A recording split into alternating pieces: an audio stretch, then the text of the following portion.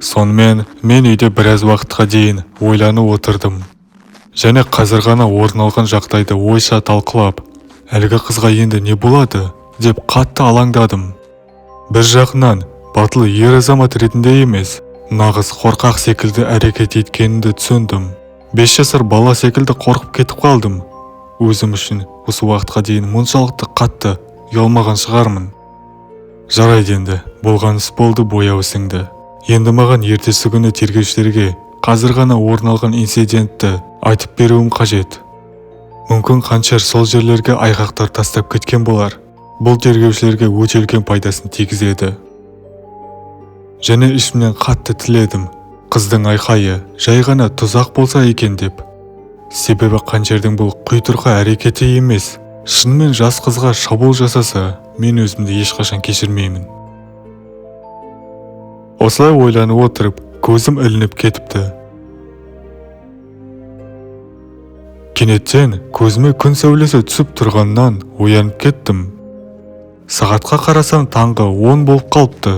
Сөйтіп орнымнан бірден тұрып, киімдерімді кидім де, бірден қандық қылмыс орын алған дүкенге қарай бет алдым. Дүкенге кірсем, қызу тексеріс әлі жүріп жатыр екен, және дүкен ішіне кіре салысымен көз алдымда тұрған кешегі тергеушіні көрдім. Армысыз аға, тергеу қалай жүріп жатыр? Қаншердің құпиясын ашатын белгілі бір айғақтар табылды ма? Кешегі сен бе? Айғақтар әзірше табылар емес, бірақ іздестіру үстіндеміз. Сонда бірде-бір айғақ табылмады ма? Бұл не деген сұмдық? Сіздер өзі тексеріп жатсыздар ма? Әдетте негізі Қаншердің шашы, тырнақтары дегендей түсіп қалатын еді ғой. Сол білмеймін, қанша іздесек те таба алмай жатырмыз. Меніңше ол кәсіби Қаншер болу қажет секілді. Өзім осылай топшылап отырмын. Жақсы, түсінікті. Онда ештеңе таппасаңыздар, мен бірдеңе тапқан секілдімін. Яғни маңызды ақпаратпен бөлісе аламын. Қандай ақпарат? Кеше мен сізбен сөйлестім ғой. Содан кейін үйіңе қайт дедіңіз. Иә. Міне содан кейін дүкеннен шыға салысымен өз пәтерім орналасқан аулаға кірейін деп жатқан едім. Сол жағымда орналасқан қараңғы көшеден жас қыздың айқайлаған дауысы шықты. Сосын сен не істедің? Мен Қаншер кезекті құрбанына шабуыл жасап жатыр деп санадым да, бірден сол қараңғы көшеге кіріп кеттім.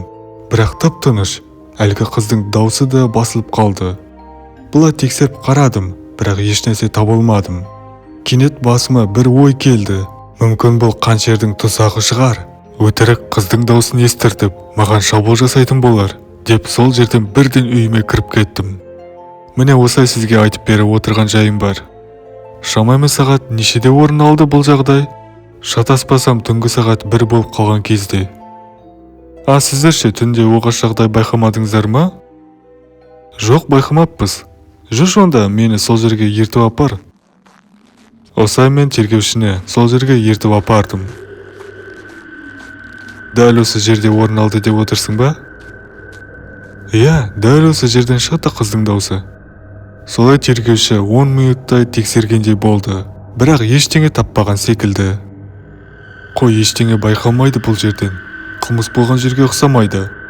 Мүмкін қызды өзімен бірге алып кеткен болар? Мүмкін саған жай естілген болар, Жоқ, олай емес. Анық естідім. Жақсы, рахмет сізге. Мен бұл жерді ары қарай тексеретін боламын. Пайдалы ақпаратқа рахмет.